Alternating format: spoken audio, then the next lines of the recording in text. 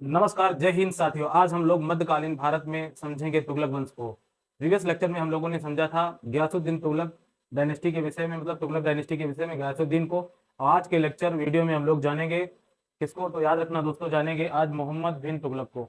तो आइए बात करते हैं मोहम्मद बिन तुगलक की। इसका जो कार्यकाल है वो 1325 से लेकर 1351 तक, 1351 तक। कहने का मीन्स दोस्तों क्या है, इसने कुल कितने वर्ष शासन किया, तो इसने कुल 26 वर्ष शासन किया। तुगलक डायनेस्टी में यदि बात की जाए किसने, मोहम्मद बिन तुगलक ने कितने वर्ष शासन किया, तो ये किया है इसने 26 वर्ष। मोहम्मद बिन तुगलक का जो वास्तविक नाम था दोस्तों क्या था, तो इसका वास्तविक नाम है जूना खां। दोस्तों याद रखना है मोहम्मद बिन तुगलक का वास्तविक नाम क्या है, तो वास्तविक नाम यहाँ पर क्या है, जूना खां। जूना खां जो होता है दोस्तों, याद रखना है जूना खां के पिता का क्या नाम है, तो इनके पिता जो होते हैं गयासुद्दीन तुगलक। पिता की यदि बात की जाए तो पिता का नाम क्या है, पिता का नाम गयासुद्दीन तुगलक। तो दोनों ही बहुत महत्वपूर्ण नाम है, आपको याद रखने हैं। क्या याद रखना है, आपको याद रखना है कि मोहम्मद बिन तुगलक का क्या नाम था, तो ये था जूना खां, ये इसका वास्तविक नाम भी है। और इसके पिता का क्या नाम था, तो गयासुद्दीन तुगलक। क्या नाम था, गयासुद्दीन तुगलक। दोस्तों याद रखना है गयासुद्दीन तुगलक जो नाम है किसका है, तो ये नाम उसके पिता का, किसका, मोहम्मद बिन तुगलक के पिता का क्या नाम है, तो गयासुद्दीन तुगलक था। आइए दोस्तों बात करते हैं सबसे इंपॉर्टेंट प्रश्न की। जो गयासुद्दीन तुगलक था, दिल्ली सल्तनत का सबसे योग्य शासक, दिल्ली सल्तनत का सबसे योग्य शासक। दोस्तों बड़ा ही इंपॉर्टेंट क्वेश्चन है, दिल्ली सल्तनत में सबसे योग्य शासक कौन था, तो सबसे योग्य शासक आपका कौन था, तो आपको याद रखना है योग्य शासक था आपका, ये था हमारा मोहम्मद बिन तुगलक। अब सबसे इंपॉर्टेंट बात, इसे अपने समय का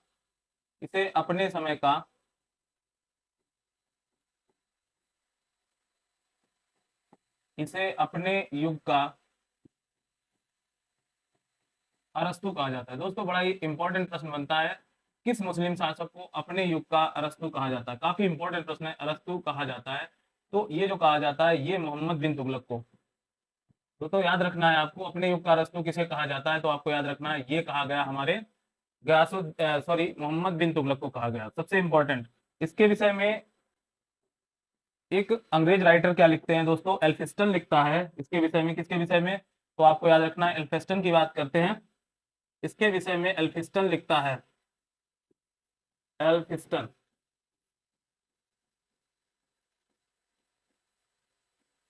इसके विषय में एल्फिस्टन ने क्या लिखा है दोस्तों, तो आपको याद रखना है एल्फिस्टन की बात करें तो एल्फिस्टन ने लिखा है मोहम्मद बिन तुगलक,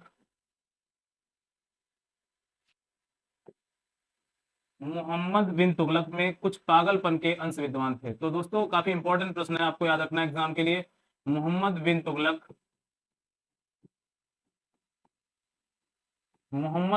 में कुछ पागलपन के अंश विद्वान थे, कुछ पागलपन के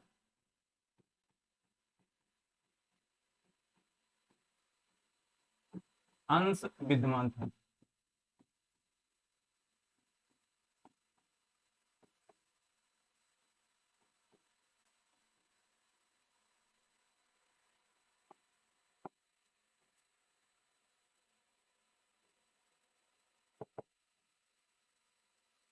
कुछ पागलपन के अंश विद्वान थे किसमें दोस्तों, तो काफी इंपॉर्टेंट प्रश्न है जो एग्जाम में पूछा जाता है। ये जो विद्वान थे, ये बात की जाए तो सबसे इंपॉर्टेंट बात है एल्फिस्टन का कथन क्या है। एल्फिस्टन का कथन है कि मोहम्मद बिन तुगलक में पागलपन के अंश विद्वान थे। काफी इंपॉर्टेंट प्रश्न है, कई बार एग्जाम में ये स्टेटमेंट दिया जाता है और ये कहा जाता है ये स्टेटमेंट किसने दिया। तो दोस्तों याद रखना है आपको कि मोहम्मद बिन तुगलक कैसा था, दिल्ली सल्तनत का सबसे योग्य शासक था, और साथ ही इसे ये मतलब कह सकते हैं बहुमुखी प्रतिभा संपन्न व्यक्ति था। कौन, मोहम्मद बिन तुगलक। इसीलिए इसको क्या कहा गया, अपने युग का अरस्तु कहा गया। दोस्तों क्या कहा गया, अपने युग का अरस्तु किसे कहा गया, तो याद रखना अपने युग का अरस्तु कहा जाता है। ये किसको कहा गया, तो याद रखना ये कहा गया मोहम्मद बिन तुगलक को। किसको कहा गया, तो मोहम्मद बिन तुगलक को। और तीसरा सबसे इंपॉर्टेंट बात हमें याद रखनी है, एल्फिस्टन ने इसके विषय में क्या कहा है, तो एल्फिस्टन ने इसके विषय में कहा है कि मोहम्मद बिन तुगलक में कुछ पागलपन के अंश विद्यमान थे, कुछ पागलपन के अंश विद्यमान थे। ये बात किसने कही थी, तो ये कथन बहुत ही महत्वपूर्ण है। आइए बात कर लेते हैं नेक्स्ट प्रश्न की। धर्मनिरपेक्ष राज्य की स्थापना की इसने, धर्मनिरपेक्ष राज्य की स्थापना। तो दिल्ली सल्तनत का वह कौन सा शासक है जिसने धर्मनिरपेक्ष राज्य की स्थापना की? तो बहुत ही महत्वपूर्ण प्रश्न है दोस्तों, आपको याद रखना है। दिल्ली सल्तनत का वह कौन सा शासक है जिसने धर्मनिरपेक्ष राज्य की स्थापना की थी? तो आपको याद रखना है, ये था मोहम्मद बिन तुगलक। बताया जाता है इसके विषय में, सेकेंड बात बहुत ही महत्वपूर्ण है कि इसने योग्यता के अनुसार पदों पर रखा था। योग्यता के अनुसार दिल्ली का पहला सुल्तान था जिसने योग्यता के अनुसार पदों पर लोगों को रखा था, पदों पर रखा था। कहने का मीन इसने जो भी भर्ती की अपनी सेना में या अन्य पदों पर, या कह सकते हैं अधिकारी वर्ग को इसने अपने मतलब शासन व्यवस्था में रखा। तो इसने सबसे इंपॉर्टेंट बात है इसने पहली बात तो धर्मनिरपेक्ष राज्य की स्थापना की। दूसरी महत्वपूर्ण बात, ये दिल्ली सल्तनत का पहला शासक था जिसने योग्यता अनुसार पदों को भर्ती किया। कहने का मतलब योग्यता अनुसार पदों को लोगों को पदों पर रखा। तो सबसे इंपॉर्टेंट, दिल्ली सल्तनत का वह कौन सा शासक है जिसने योग्यता अनुसार पदों पर लोगों को भर्ती करके रखा था या सैनिकों को भर्ती किया था? अब सबसे इंपॉर्टेंट बात बनती है, सबसे इंपॉर्टेंट प्रश्न बनता है, होली उत्सव में, होली त्योहार बोल दो या उत्सव बोल दो, होली त्योहार में सार्वजनिक रूप से भाग लेने वाला, सार्वजनिक रूप से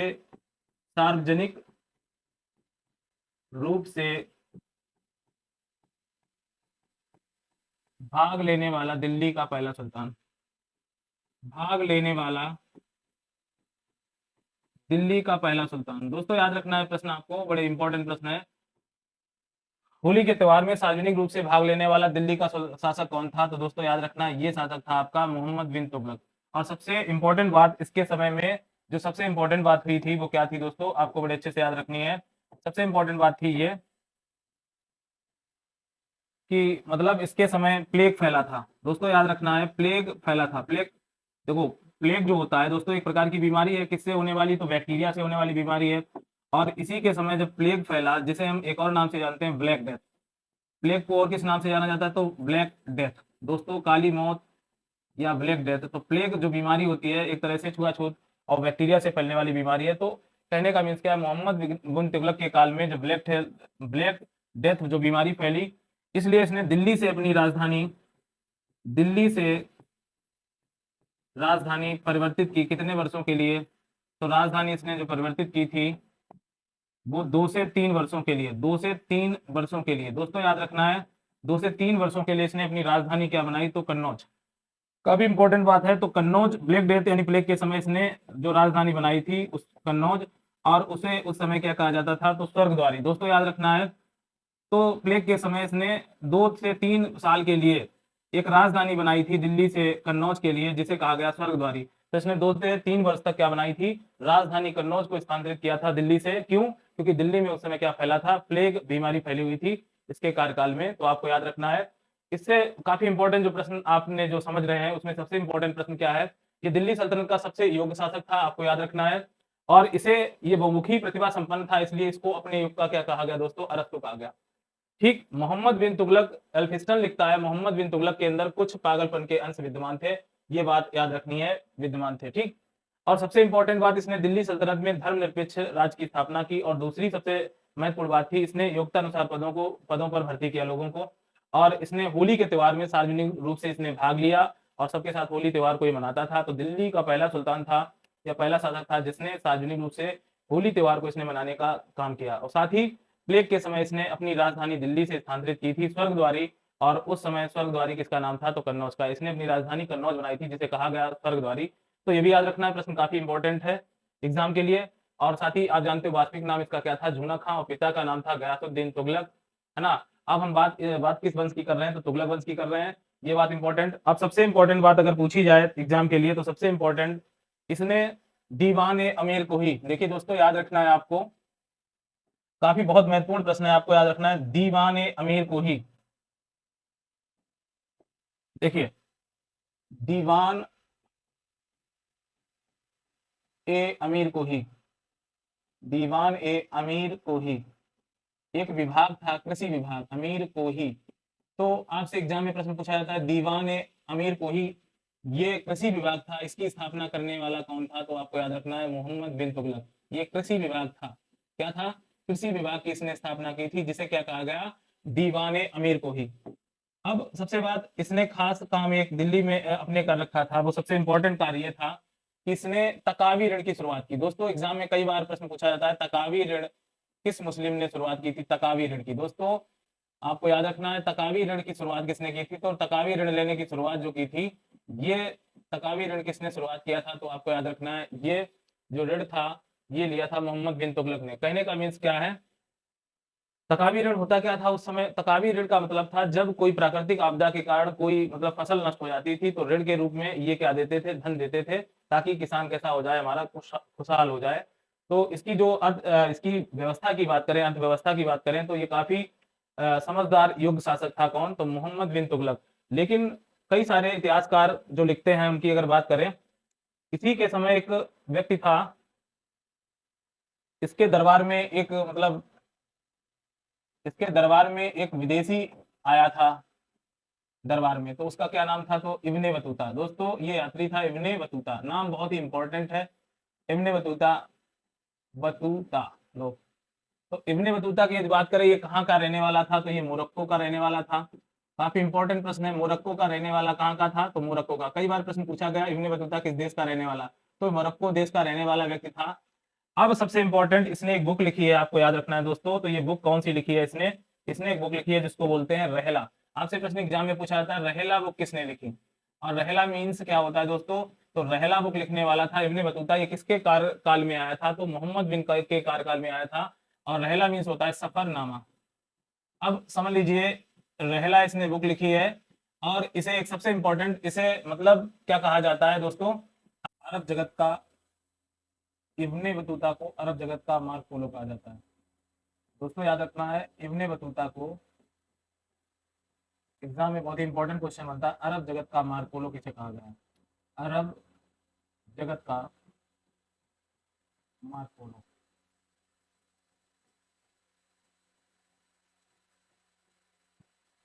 बहुत ही मोस्ट इंपॉर्टेंट क्वेश्चन है, आपको याद रखना है अरब जगत का मार्को पोलो किसे कहा जाता है, तो ये कहा जाता है किसको, इब्ने बतूता को। अब सबसे खास बात, इब्ने बतूता ने कौन सी पुस्तक लिखी थी, तो अभी हम लोगों ने जाना था रहला बुक। कौन सी बुक, रहला बुक लिखी थी। और रहला बुक मीन्स क्या होता है, सफरनामा। दोस्तों याद रखना है इसे क्या बोलते हैं, सफरनामा। ये रहने वाला कहाँ का था, तो रहने वाला ही मोरक्को का था। और सबसे इंपॉर्टेंट, इसे चीन का राजदूत बनाकर भेजा था। तो चीन में मोहम्मद बिन तुगलक ने राजदूत बनाकर भेजा था। मोहम्मद बिन तुगलक ने चीन में राजदूत किसको बनाया था, तो इब्ने बतूता को।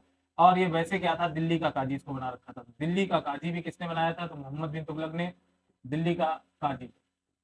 तो दोस्तों काफी इंपॉर्टेंट प्रश्न है, आपको याद रखने हैं। दिल्ली का काजी बनाया किसने, तो ये बनाया था मोहम्मद बिन तुगलक ने।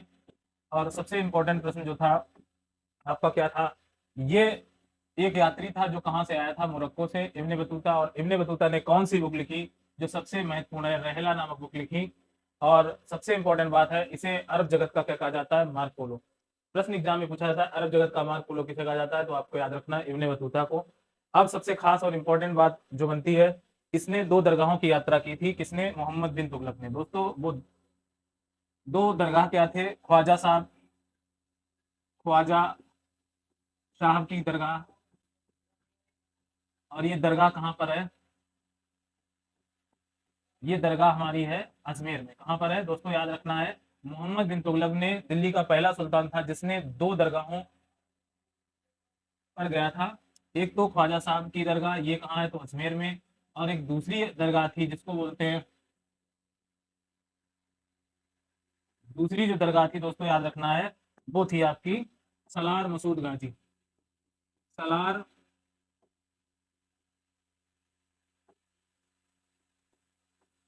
सलार मसूद गाजी की दरगाह, ये बहराइच में पड़ती है, मसूद गाजी। ये नाम याद रखना है, दरगाह का क्या नाम है दोस्तों, तो याद रखना है ये दरगाह, ये जो दरगाह है ये आपकी कहाँ है, तो ये बहराइच में है। याद रखना, आपसे कभी कभी यही प्रश्न पूछा जाता है कि सलार मसूद गाजी की जो दरगाह है, वो दरगाह कहाँ पर है, तो बहराइच में है। और इन 2 दरगाहों की यात्रा करने वाला व्यक्ति कौन था दोस्तों, तो याद रखना ये था आपका मोहम्मद बिन तुगलक। कौन था, मोहम्मद बिन तुगलक ने ख्वाजा साहब की दरगाह अजमेर में पड़ती है और सलार मसूद गाजी की दरगाह, इन 2 दरगाहों पर जाने वाला दिल्ली सल्तनत का पहला सुल्तान था जिसने दोनों दरगाहों की यात्रा की थी। अब आइए सबसे इंपॉर्टेंट प्रश्न की यदि बात करें, इसके समय में 14वीं शताब्दी में, 14वीं शताब्दी की यदि बात करें दोस्तों तो आपको याद रखना है 14वीं शताब्दी में इसके समय में एक मतलब राज्य जिसे बोलते हैं विजयनगर साम्राज्य, विजयनगर साम्राज्य।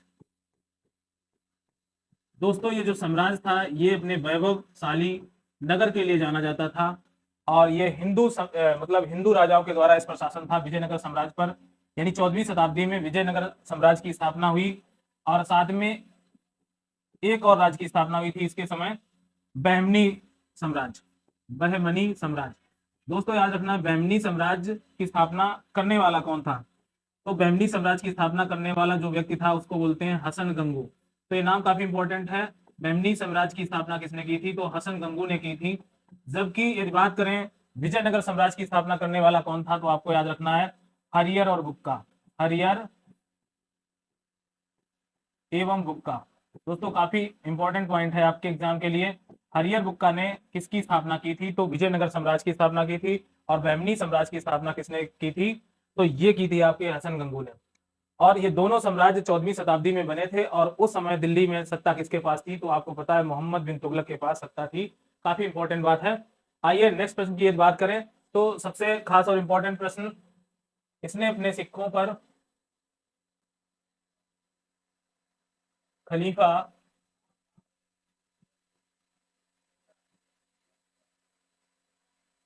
खलीफा खफी मुक्त बिल्ला, खफी मुक्त बिल्ला, खफी मुक्त बिल्ला नाम अंकित करवाया था।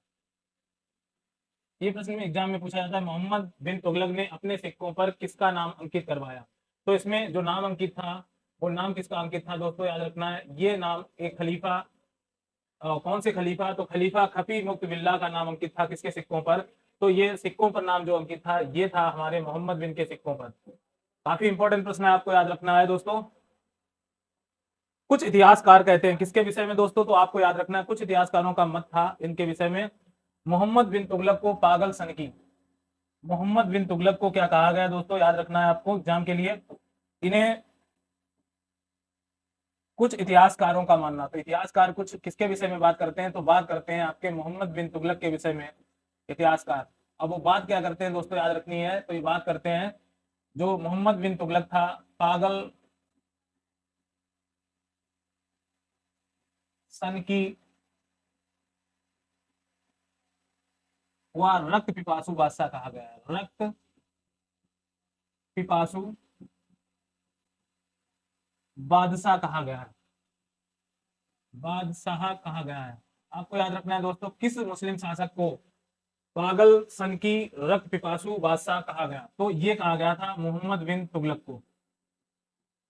देखो इसने कुछ अपने काम ऐसे किए, 5 ऐसे काम थे जिसकी वजह से इसको पागल और सनकी कहा जाता थे। वो महत्वपूर्ण कार्य क्या थे आपको वो जानने हैं। सबसे जो सबसे जो इसका फर्स्ट काम था दोस्तों याद रखना है आपको, वो काम था इसने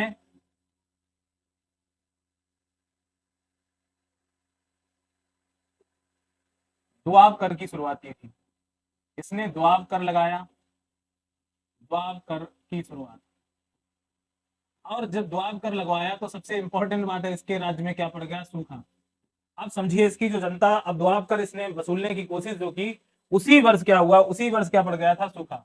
उसी वर्ष सूखा पड़ गया। तो उस वर्ष सूखा पड़ जाने के कारण, उस वर्ष क्या पड़ गया था, तो सूखा पड़ गया था। और सूखा पड़ जाने के कारण दिक्कत क्या हुई दोस्तों, दुआब कर बढ़ गया। तो आम जनता को इससे तकलीफ होगी या नहीं होगी, तो सीधी और सिंपल बात है कि मोहम्मद बिन तुगलक के जो दुआब कर बढ़ने की जो बात थी, टैक्स बढ़ाया इसने। दोस्तों दुआब होता क्या है, तो दो नदियों के बीच का जो क्षेत्र होता है, जो मिट्टी होती है जो, है ना, उस दो नदियों के बीच के स्थल को क्या कहा जाता है, दुआब। तो इस समय जो शासन था इसका, जो दो नदियों के बीच में था, वहां पर उन क्षेत्रों में इसने क्या बढ़ा दिया, दुआब कर बढ़ा दिया। उसी वर्ष क्या पड़ गई, सूखा। तो ये इसका लिया गया निर्णय कैसा था, अच्छा नहीं मानेंगे आप। दूसरी सबसे महत्वपूर्ण बात, इसने राजधानी परिवर्तित की। दिल्ली से इसने राजधानी अपनी बनाई दौलताबाद। दिल्ली से इसने जो राजधानी जो बनाई थी राजधानी बनाई थी वो क्या थी दोस्तों, याद रखना है। तो इसने राजधानी परिवर्तन की थी, राजधानी परिवर्तन की, तो दिल्ली से इसने जो राजधानी परिवर्तित करके बनाई थी दौलताबाद। बताया जाता है ये दौलताबाद में 7 घेरों के मध्य ये रहता था कौन, तो दौलताबाद में ये रहता था मोहम्मद बिन तुगलक। तो राजधानी परिवर्तन की बात करते हैं, तो राजधानी परिवर्तित की थी, साथ ही साथ इसने क्या किया, द्वापरों में इसने वृद्धि कर दी और राजधानी को क्या कर दिया, परिवर्तित कर दिया। दिल्ली से कहां बना दी, दौलताबाद, और दौलताबाद में 7 घेरों के मध्य में रहता था। अब सबसे बड़ी बात, सबसे महत्वपूर्ण बात इसकी, इसने एक मुद्रा लॉन्च की और वो मुद्रा क्या थी, सांकेतिक मुद्रा। तो इसका तीसरा महत्वपूर्ण जो कार्य था, इसने जो जो कार्य किया जो लोगों के लिए नुकसानदेह साबित हुआ, सांकेतिक मुद्रा। और सांकेतिक जो मुद्रा थी दोस्तों, याद रखना, वो मुद्रा का नाम क्या था, अदली। ये कई बार एग्जाम में पूछा जाता है, अदली मुद्रा किस मुस्लिम शासक ने चलवाई। तो देखिए कांसे की बनी मुद्रा थी जिसे नाम दिया गया अदली। ये कांसे की बनी मुद्रा थी दोस्तों, याद रखना, कांसे की बनी मुद्रा। तो इसने एक मुद्रा जो स्टार्ट की थी भारत में, वो किस मुद्रा का प्रचलन इसने किया, अदली मुद्रा। इसी को क्या कहा गया, सांकेतिक मुद्रा। क्या कहा गया, सांकेतिक मुद्रा। ये तीसरा इसका जो कार्य था वो काफी कैसा था, तीसरा जो इसका कार्य था दोस्तों, याद रखना है, तीसरा इसका बेवकूफी भरा काम था जो इसने मुद्रा लॉन्च की। सबसे बड़ी बात, इसने एक अभियान किया, खुरासान का अभियान। दोस्तों काफी इंपॉर्टेंट बात है, इसने एक सैन्य अभियान किया, खुरासान का अभियान। आपसे अगर पूछा जाए एग्जाम में कि खुरासान अभियान किस मुस्लिम शासक ने किया था, खुरासान अभियान। और देखिए ये जो जगह पड़ती थी उस समय, ये आपका अफगानिस्तान, और अफगानिस्तान के पास में लगा हुआ हमारा मध्य एशिया। तो याद रखना दोस्तों, अफगानिस्तान के पास लगा हुआ क्या था, मध्य एशिया। अब ये मध्य एशिया पर इसने क्या किया, अटैक किया। इसने सोचा कि मध्य एशिया को जीत लिया जाए तो हमारे राज्य का क्या हो जाएगा, विस्तार। लेकिन सबसे इंपॉर्टेंट बात थी ये, अब इसकी योजना तो काफी अच्छी थी, लेकिन दिक्कत ये थी, ये अभियान काफी, इसको पैदल भी करना था और साथ साथ में ये बात है कि उसको काफी दूर तक अपने सैनिकों को ले जाना था अफगानिस्तान क्षेत्र में। तो बताया जाता है खुरासान अभियान में इसकी बहुत सारी सेना मारी गई। और इसने दिल्ली से दौलताबाद जो राजधानी परिवर्तित की थी, तो 1200 किलोमीटर की दूरी थी। और यानी बहुत सारे जो इसकी जनता थी या अन्य अधिकारी लोग थे इसके साथ गए, तो 1200 किलोमीटर जाने में काफी दिक्कतें तकलीफें आई, बहुत सारे लोग बीच में मारे गए। इसलिए इसका दिल्ली से दौलताबाद राजधानी परिवर्तन का जो लिया गया निर्णय था वो कैसा था, मतलब कह सकते हैं कि औचित्यपूर्ण नहीं था, जिसकी वजह से जनता ने इसके निर्णयों को बाद में क्या बताया, तो जनता ने इसके निर्णयों को अच्छा नहीं बताया। तो सांकेतिक मुद्रा लॉन्च की, और सांकेतिक मुद्रा किसकी बनी थी, तो ये कांसे धातु की बनी थी और जिसका नाम क्या था, अदली। तो कई बार एग्जाम में यही प्रश्न पूछा जाता है, अदली मुद्रा को लाने वाला कौन मुस्लिम शासक होता है। तो आपको पता है तुगलक वंश का आपका मोहम्मद बिन तुगलक कौन सी मुद्रा लॉन्च करता है, तो अदली मुद्रा लॉन्च करता है। अब सबसे बात, इसने खुरासान अभियान किया। खुरासान अभियान की यदि बात करें तो खुरासान जगह जो पड़ती है मध्य एशिया के अफगानिस्तान के क्षेत्र में, और ये अभियान, अब इससे दिक्कत क्या हुई, तो बहुत सारे सैनिक मारे गए। एक सबसे बड़ी बात, इसने कराची अभियान किया, और उस समय कराची अभियान की जो जगह थी दोस्तों, उत्तराखंड की पहाड़ियां थी। कराची अभियान की बात करें तो कराची अभियान ये किया तो भारत में ही था, लेकिन कराची क्षेत्र में दिक्कत क्या थी, दिक्कत ये थी कि यहाँ पर कुमायूं की पहाड़ियां, कुमायूं की पहाड़ियां दोस्तों याद रखना है, कुमायूं की पहाड़ियां है कहाँ, तो ये उत्तराखंड राज्य में है। और ये क्षेत्र कैसा था, ये पर्वतीय क्षेत्र था। अब इसने जिस राजा के खिलाफ अभियान किया तो उसमें ये नीचे की ओर वो पर्वतों यानी कह सकते हैं पहाड़ियों पर्वतों पर छिपे हुए सैनिक थे उनके, तो उनके द्वारा जो मतलब जो युद्ध के दौरान काफी सेना मतलब बुरी तरह से कह सकते हैं परास्त हुई, या मतलब बहुत सारी जनता इनकी मतलब सैनिक लोग मारे गए, कहने का मतलब जनता नहीं सैनिक मारे गए। किस अभियान में, कराची अभियान में। तो ये पांचों ऐसे निर्णय थे जिसकी वजह से मोहम्मद बिन तुगलक को क्या कहा गया, पागल और सनकी कहा गया। ऐसे कार्य, तो 5 कार्य क्या है, द्वाब कर में इसने क्या की, तो द्वाब कर में इसने जो द्वाब कर था उसमें कर में वृद्धि की थी। और यानी द्वाब कर की शुरुआत किसने की, द्वाब कर की शुरुआत की थी आपके मोहम्मद बिन तुगलक ने। और द्वाब कर में वृद्धि, कर में वृद्धि, तो द्वाब कर में वृद्धि करने वाला ये दिल्ली सल्तनत का पहला शासक था। द्वाब कर बढ़ाया, लेकिन उसी वर्ष क्या पड़ गई, उसी वर्ष क्या पड़ गई थी, तो उसी वर्ष पड़ गई थी सूखा, जिसकी वजह से जनता काफी परेशान हुई। और दूसरी महत्वपूर्ण बात, दिल्ली से दौलताबाद इसने राजधानी आनंद फानन में परिवर्तित की थी, जिसकी वजह से बहुत सारे लोगों को पैदल जाना पड़ा, बहुत सारे लोग रास्ते में ही मर गए कह सकते हैं। और सांकेतिक मुद्रा जो लॉन्च की, तो इस मुद्रा का मेन बात है कि घरों में लोगों ने इस मुद्रा का निर्माण भी किया, जिसकी वजह से अब बहुत ज्यादा मुद्रा भारी मात्रा में इसके राज्य में हो गई, जिससे दिक्कतें और समस्याएं हुई। और खुरासान अभियान और कराची अभियान, तो आपसे महत्वपूर्ण बात यह है कि 5 वो कौन कौन से कार्य हैं, तो द्वाब कर में वृद्धि की थी इसने, टैक्स बढ़ाया था उसी वर्ष, मतलब पानी नहीं गिरा। दिल्ली से दौलताबाद राजधानी परिवर्तित करना। तीसरा महत्वपूर्ण सांकेतिक मुद्रा कौन सी लॉन्च की थी इसने, अदली मुद्रा लॉन्च की थी, खुरासान अभियान किया जो अफगानिस्तान मध्य एशिया के क्षेत्र में, और कराची अभियान कुमायूं उत्तराखंड की पहाड़ियों पर इसने किया था। तो ये पांचों ऐसी चीजें थी जिसकी वजह से मोहम्मद बिन तुगलक को क्या कहा गया दोस्तों, तो पागल और सनकी कहा गया। आइए नेक्स्ट बात कर लेते हैं। बहुत ही महत्वपूर्ण प्रश्न है, कई बार एग्जाम में पूछा भी गया है, आपको याद रखना है। शेख निजामुद्दीन औलिया, ये काफी इंपॉर्टेंट नाम है। निजामुद्दीन निजामुद्दीन औलिया की दरगाह का निर्माण करवाया। तो आपसे एग्जाम में प्रश्न पूछा जाता है, निजामुद्दीन औलिया की दरगाह किसने बनवाई? दरगाह जो बनवाई थी वो आपकी बनवाई थी किसने? तो दरगाह का निर्माण करवाया था मोहम्मद बिन तुगलक ने। अब सबसे इंपॉर्टेंट बात एक और है, इनके गुरु का क्या नाम था दोस्तों, याद रखना, ये किसके शिष्य थे? तो इनके गुरु का नाम क्या था? इनके सूफी संत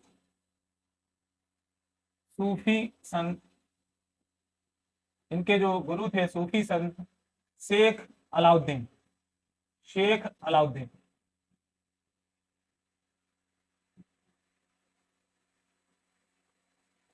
हाँ, तो ये नाम बहुत महत्वपूर्ण है, आपको याद रखना है कि क्या याद रखना है दोस्तों, याद रखना है आपको इनके गुरु ये किसके शिष्य थे, तो आपको याद रखना है सूफी संत शेख अलाउद्दीन के क्या थे? शिष्य थे। क्या थे? शिष्य थे, ये बात याद रखनी है।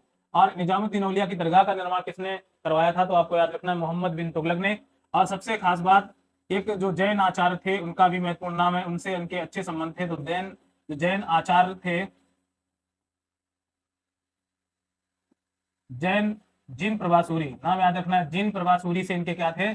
अच्छे संबंध थे। ये भी प्रश्न आपके लिए काफी महत्वपूर्ण है, जिन प्रभासूरी से अच्छे संबंध किसके थे, तो आपको याद रखना है मोहम्मद बिन तुगलक के।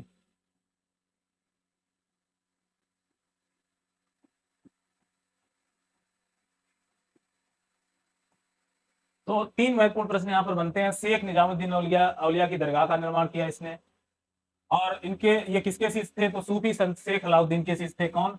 तो ये थे आपके मोहम्मद बिन तुगलक। और जैन आचार्य जिन प्रभासूरी से इनके अच्छे संबंध थे, ये महत्वपूर्ण बात है। साथ ही एक महत्वपूर्ण प्रश्न और बनता है यहाँ पर, इनकी जो हत्या होती है सिंध प्रांत के,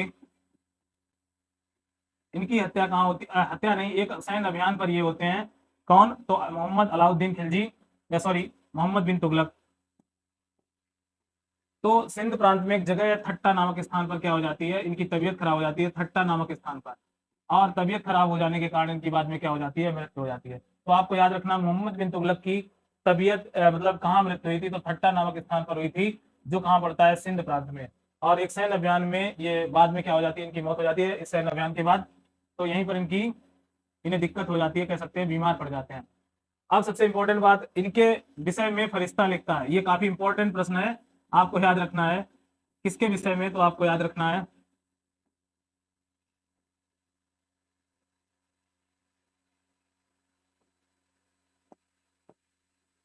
फरिश्ता इनके बारे में लिखता है जिस युग में ये था, जिस युग में यह जी रहा था।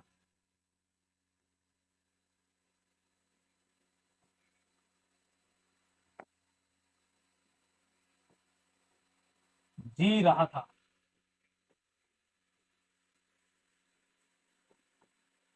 उस युग में एक आश्चर्य था। दोस्तों ये काफी महत्वपूर्ण स्टेटमेंट है जो किसने दिया है? फरिश्ता ने इसके बारे में लिखा है। वो स्टेटमेंट आपका क्या है? फरिश्ता लिखता है जिस युग में ये जी रहा था उस युग में एक आश्चर्य था। ये कथन किसका है? तो ये फरिश्ता, इतिहासकार फरिश्ता इसके विषय में क्या लिखते हैं? जिस युग में ये था उस युग में एक क्या था? आश्चर्य था। तो ये बात, जिस युग में ये जी रहा था उस युग में क्या था? आश्चर्य था। बहुत ही इंपॉर्टेंट प्रश्न है, कौन लिखता है इसके विषय में? तो आपके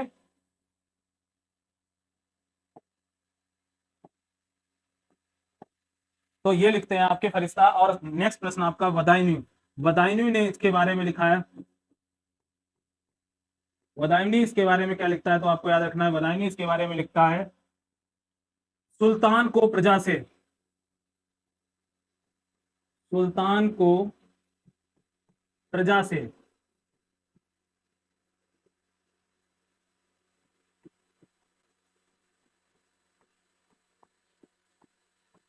और प्रजा को सुल्तान से।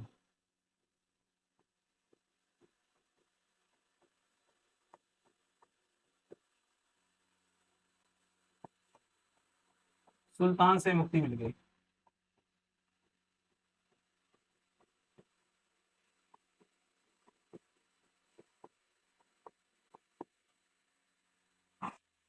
देखिए सबसे इंपॉर्टेंट बात क्या है, बदायूं ने ये लिखा है कि जो मोहम्मद बिन तुगलक थे उनके लिए एक स्टेटमेंट दिया, सुल्तान को प्रजा यानी रे आया, प्रजा को एक शब्द प्रयोग किया गया रे आया, यानी सुल्तान को प्रजा से और प्रजा को सुल्तान से मुक्ति मिल गई। ये बात किसने कही थी? तो ये बदायूं सर ने कही थी। किसके विषय में कही थी? तो ये मोहम्मद बिन तुगलक के विषय में कही थी। क्या कही थी? कि सुल्तान को प्रजा से और प्रजा को सुल्तान से मुक्ति मिल गई। तो यहाँ पर प्रजा के लिए एक शब्द प्रयोग हुआ है रे आया, सुल्तान को रियाया से और रियाया को सुल्तान से मुक्ति मिल गई। ये कथन किसका है? तो आप जानिए, ये जो कथन है बदायूं ने किसके विषय में लिखा है? मोहम्मद बिन तुगलक के। और फरिश्ता ने ये लिखा है कि जिस युग में जी रहा था उस युग में एक आश्चर्य था। ये बात किसने कही? तो ये कही है आपके फरिश्ता ने। आइए अब छोटे छोटे मोटे तौर पर उन सभी प्रश्नों को एक बार रिवाइज कर लेते हैं। और दोस्तों देखिए सबसे इंपॉर्टेंट प्रश्न आपके, मोहम्मद बिन तुगलक का क्या नाम था? तो जोना खां था और इसका शासन 26 वर्ष कुल रहा है। पिता का नाम गयासुद्दीन तुगलक था। हम लोगों ने पढ़ा था इसने तकावी ऋण की शुरुआत की थी। जब मतलब प्राकृतिक आपदा के समय ये ऋण देता था लोगों को, अगर फसलें नष्ट हो जाती थी तो प्राकृतिक आपदा के समय ऋण दिया जाता था, उसी को बोलते थे तकावी ऋण। तो तकावी ऋण शुरुआत करने वाला शासक कौन था? आपको याद रखना है, मोहम्मद बिन तुगलक। दीवान अमीर को इसने कृषि विभाग की स्थापना की थी, जिसे कहा गया था दीवान अमीर को ही। और सबसे बड़ी बात, ये दिल्ली सल्तनत का सबसे योग्य शासक माना जाता है। इसे अपने युग का अरस्तु भी कहा जाता है। कई बार एग्जाम में प्रश्न पूछा गया है किस मुस्लिम शासक को अपने युग का अरस्तु कहा जाता है? तो आपको याद रखना है मोहम्मद बिन तुगलक को। एल्फिस्टन लिखते हैं इसके विषय में, मोहम्मद बिन तुगलक के अंदर पागलपन के कुछ अंश विद्यमान थे। ये इंपॉर्टेंट बात है, आपको याद रखनी है। धर्मनिरपेक्ष, सर्वप्रथम दिल्ली का पहला शासक था जिसने धर्मनिरपेक्ष राज की स्थापना की, तथा ये पहला दिल्ली का शासक था जिसने योग्यता अनुसार पदों को भरने का काम किया था। और ये सबसे खास बात, इसने होली त्योहार को सार्वजनिक रूप से मनाने वाला दिल्ली का पहला शासक कौन था? तो आपको याद रखना है ये भी मोहम्मद बिन तुगलक। और इसी के समय में एक बार प्लेग फैला दिल्ली में, तो इसने अपनी राजधानी स्वर्गद्वारी बनाई, यानी कन्नौज को राजधानी बनाया था 2 से 3 वर्षों के लिए। बहुत ही महत्वपूर्ण प्रश्न है, आपको याद रखना है। नेक्स्ट प्रश्न हम लोगों ने समझा कि इब्ने बतूता जो था ये कहाँ का निवासी था? तो मोरक्को का निवासी था। और इब्ने बतूता इनके दरबार में आया था किसके? तो मोहम्मद बिन तुगलक के। और इसने एक पुस्तक लिखी जिसको रहला बोलते हैं। काफी मोस्ट इंपॉर्टेंट प्रश्न है, आपको याद रखना है। मोस्ट इंपॉर्टेंट प्रश्न है, रहला बुक किसने लिखी? तो आपको याद रखना रहला बुक लिखने वाले इब्ने बतूता थे। इन्हें अरब जगत का क्या कहा जाता है? अरब जगत का मार्क पोलो कहा जाता है। बहुत ही महत्वपूर्ण प्रश्न है, मार्क पोलो, अरब जगत का मार्क पोलो किसको कहा जाता है? तो इब्ने बतूता को। दिल्ली का इनको क्या बनाया गया था? काजी बनाया गया था। और बाद में इनको चीन का राजदूत बनाकर किसने भेजा था? तो आपको याद रखना है मोहम्मद बिन तुगलक ने। इन्होंने 2 दरगाहों की यात्रा की, आपको याद रखना है। ख्वाजा साहब दरगाह ये कहाँ है? अजमेर में। जबकि सलार मसूद गाजी की दरगाह कहाँ है? बहराइच में। साथ ही इन्हीं के टाइम में 14वीं शताब्दी में 2 और राजवंशों की स्थापना हुई, 2 साम्राज्यों का उदय हुआ था, जिसमें विजयनगर साम्राज्य जिसकी स्थापना की थी हरिहर और बुक्का ने, ये हम लोगों ने पढ़ा। तो विजयनगर साम्राज्य की स्थापना किसने की? दोस्तों याद रखना है, तो ये की थी आपके किसने? हरिहर और बुक्का ने। और इसी के समय एक और साम्राज्य बना था जिसको कहा जाता है बहमनी साम्राज्य, और बहमनी साम्राज्य की स्थापना की थी हसन गंगू ने। ये बात सबसे इंपॉर्टेंट। और इसी के सिक्कों पर, इसके सिक्कों पर खलीफा खफी मुक्त बिल्ला नाम अंकित था। ये बात याद रखनी है, इसके सिक्कों पर किसका नाम अंकित है? तो खलीफा खफी मुक्त बिल्ला नाम याद रखना है आपको दोस्तों। आइए नेक्स्ट प्रश्न की बात कर लेते हैं। कुछ इतिहासकार इसके विषय में लिखते हैं ये पागल, सनकी और रक्त पिपासु बादशाह था। ये बात, और सबसे इंपॉर्टेंट बात ये कहा गया किसके विषय में? तो ये मोहम्मद बिन तुगलक के विषय में। इसने 5 तरह के जो नियम मतलब लागू किए, कह सकते हैं 5 तरह की व्यवस्थाएं शुरू की थी, जिसमें द्वाब कर में ये वृद्धि कर दी इसने। और साथ ही साथ दिल्ली से इसने दौलताबाद राजधानी परिवर्तित की थी, तो राजधानी परिवर्तित की थी इसने। सांकेतिक मुद्रा लाया जिसका नाम था अदली मुद्रा किसने शुरू की थी? तो याद रखना मोहम्मद बिन तुगलक ने।